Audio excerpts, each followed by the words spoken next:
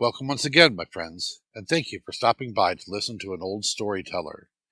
Today we have an ancient Egyptian tale, and the title of this story is Ubaaner and the Wax Crocodile.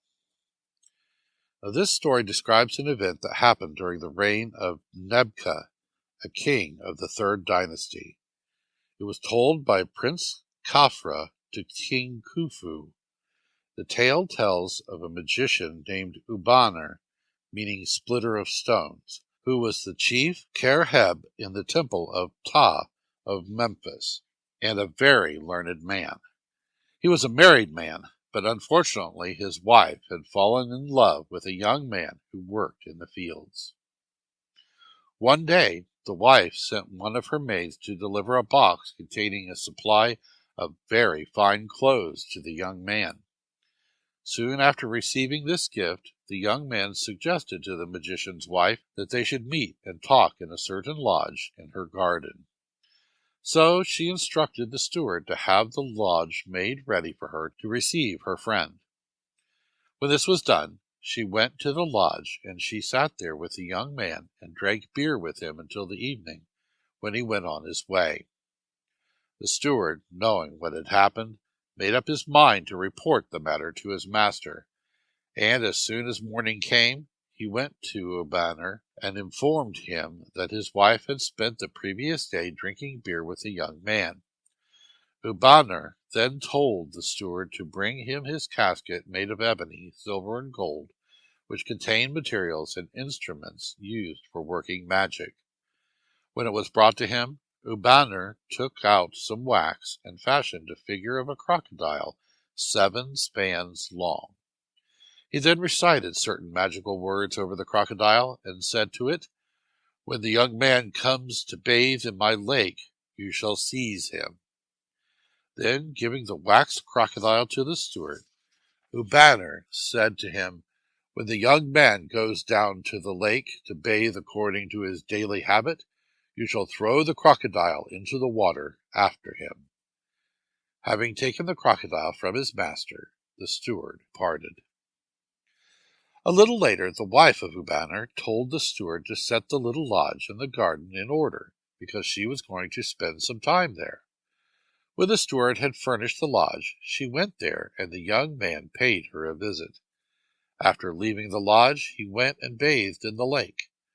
So the steward followed him and threw the wax crocodile into the water. It immediately turned into a large crocodile 7 cubits, which is about 3.5 meters or 11 feet long. It seized the young man and swallowed him up.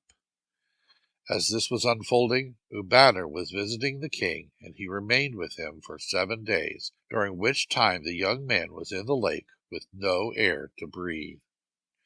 When the 7 days were almost up, King Nebka suggested taking a walk with the magician.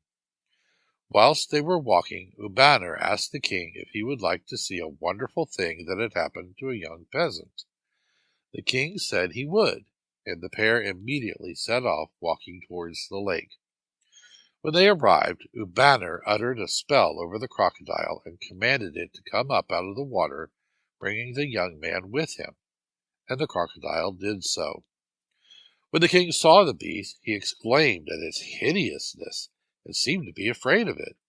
But the magician stooped down fearlessly and took the crocodile up in his hand. Amazingly, the living crocodile had disappeared, and only a wax crocodile remained in its place. Then Ubaaner told King Nebka the story of how this young man had spent days in the lodge of his garden talking and drinking beer with his wife. His Majesty said to the wax crocodile, "Begone, and take what is yours with you." The wax crocodile leapt out of the magician's hand into the lake, and once more became a large living crocodile.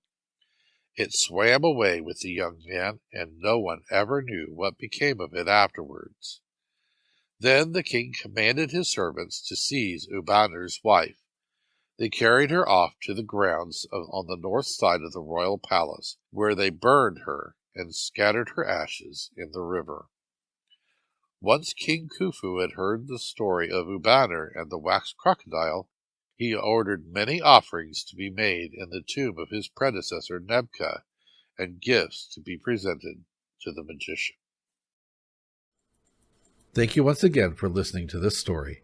If you enjoyed this story, please press that like button. Also, please help an old storyteller out by subscribing to my channel. The next story will be posted in a few days, so until then, may your story continue to be a good one.